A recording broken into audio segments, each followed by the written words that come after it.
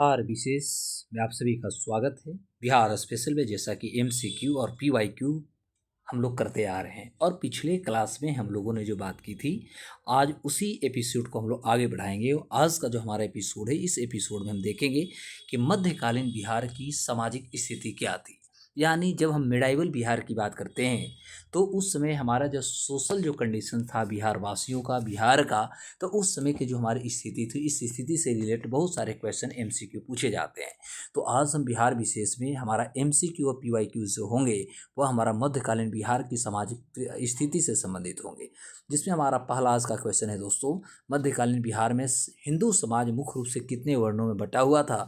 तो यदि आप देखते हैं तो मध्यकालीन यानी मिडाइवल बिहार में आप देखेंगे तो उस समय जो हिंदू समाज था यह मुख्य रूप से 4 भागों में बांटी गई थी या 4 भागों में बटा हुआ था।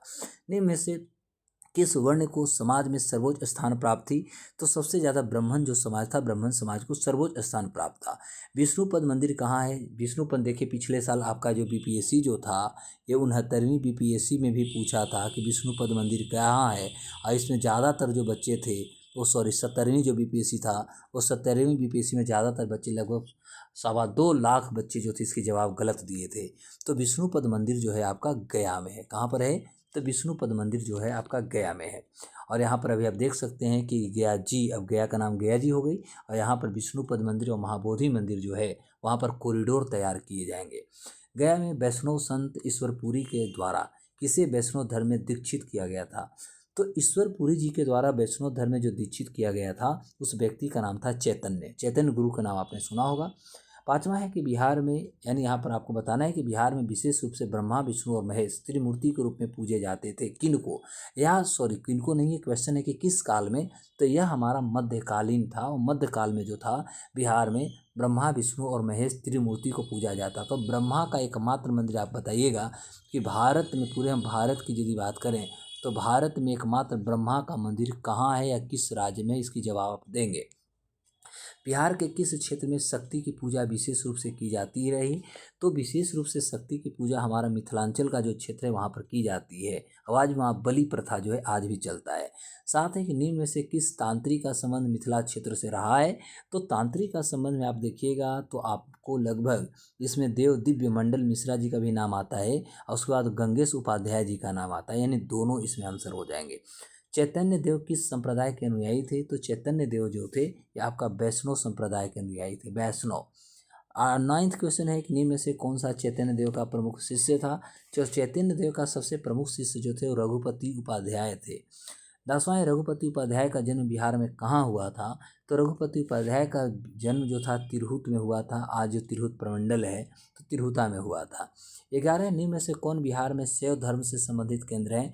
तो शैव धर्म से संबंधित जो हमारा केंद्र है तीनों है। बैकटपुर की बात करें, बाजिदपुर की बात करें, गया की बात करें, ये तीनों इसको आंसर हो जाएंगे।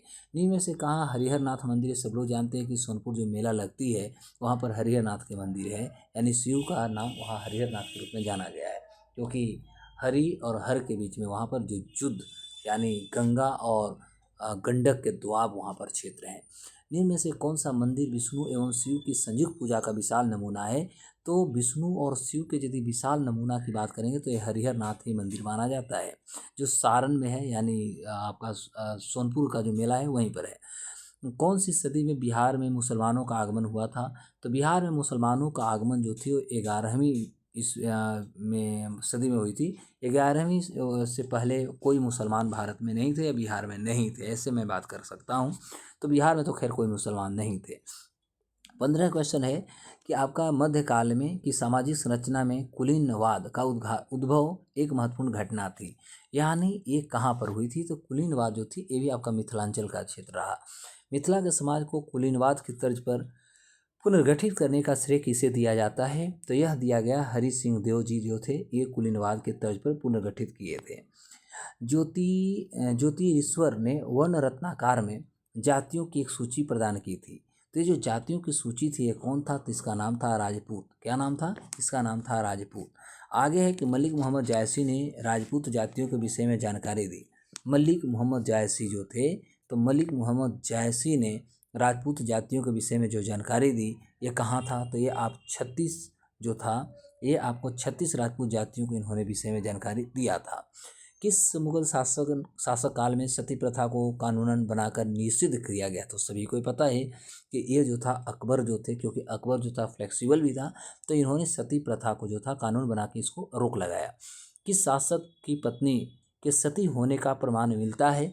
तो यह आपका जो था, ये आपको मुख्य रूप से चाहे हरि सिंह की बात करें, भव सिंह की बात करें और शिव सिंह की बात करें, यानी तीनों की जो पत्नियां थे, इन्होंने सती हुए थे, अपने पति को एक्सपायर यानी इस सभी की जो मृत्यु हुआ था, तो इनकी जो पत्नी थी उन्होंने भी वो जो अग्नि की जो ज्वाला था उसमें प्राण की आहुतियाँ दे दिए थे। तो ये तीनों के जो सती होने की साक्ष्य जो है ये मिलते हैं। 21 है कि किसकी रचनाओं में दास प्रथा के प्रचलन का स्पष्ट प्रमाण मिलता है? तो दास प्रथा का जो है आपका विद्यापति के आप यदि काव्य रचना पढ़ेंगे तो यहाँ से आपको प्रचार मुख्य रूप से इसकी पूर्ण रूप से जो है स्पष्टीकरण मिल जाएगी। मध्यकालीन बिहार में लोग पूर्ण रूप से पर आश्रित थे। किस पर आश्रित थे? मध्यकाल में बिहार का जो लोग कौन कौन ऐसा चीज़ था जिसपे सबसे ज़्यादा हम आश्रित थे? तो देखिए, सबसे ज़्यादा हमारा आश्रित होने का जो चीज़ था वो हमारा कृषि था। आज भी बिहार में सबसे ज़्यादा लोग कृषि पर निर्भर है।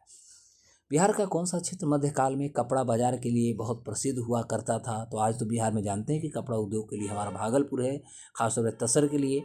तो इसका भी आंसर जो होगा मिथिलांचल का ही क्षेत्र हो जाएगा। और वो जो था एक तरह से देखेंगे तो अंग का प्रदेश अभी वर्तमान में है। मध्यकाल की पुस्तक वर्णनात्मक या वर्ण रत्नाकर में तरह के कपड़े का उल्लेख, यानी कितने तरह के कपड़े का जो उल्लेख है वो मध्यकाल के पुस्तक जो वर्ण रत्नाकर है उसमें किया गया है। तो यह मुख्य रूप से 30 प्रकार के जो थे, 30 प्रकार के यहाँ पर कपड़ा का उल्लेख किया गया है।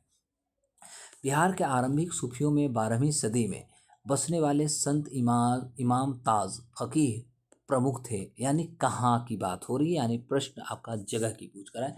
तो आप मनेर शरीफ के नाम सुनेंगे, पटना जिला में मनेर है, तो वहीं पर ऐसा हुआ था। बिहार में किस संप्रदाय के सूफी सबसे लोकप्रिय रहे? तो बिहार में सूफियों में सबसे ज़्यादा फिरदौसी जो थे संप्रदाय था, ये सबसे ज़्यादा जो है ये फेमस रहा था। बिहार में फिरदौसी संप्रदाय में सबसे प्रमुख स्थान किसका था? तो फिरदौसी समाज में सबसे ज़्यादा मखदूम जाकिर याहिया मनेरी जो थे, ये सबसे ज़्यादा फेमस रहे और प्रसिद्ध रहे। और अभी भी मनेरी यानी मनेर के नाम सुने, इन्हीं के नाम पर वहाँ पर स्थिति बनाई गई है। संत सरफुद्दीन याहिया मनेरी की मृत्यु कब हुई थी? तो इनकी जो मृत्यु हुआ था ना, ये 1381 में इनकी मृत्यु हो गई थी। संत अहमद चिरमपोश किस सिलसिला के सूफी थे? तो संत अहमद चिरमपोश जो थे, यह मुख्य रूप से आप देखिएगा साहब, तो यह आपका फिरदौसी जो संप्रदाय था इसके जो थे इस सिलसिला के इस थे। संत अहमद चिरमपोश की दरगाह कहाँ है? तो इनकी दरगाह आपको बिहार शरीफ में मिल जाएंगे। तो आज का हम लोग का एपिसोड जो रहा, यह मध्यकाल में बिहार की स्थिति की बात करें तो बिहार में जो सामाजिक स्थिति थी इससे रिलेटेड आज हम लोगों ने 31 क्वेश्चन किए हैं।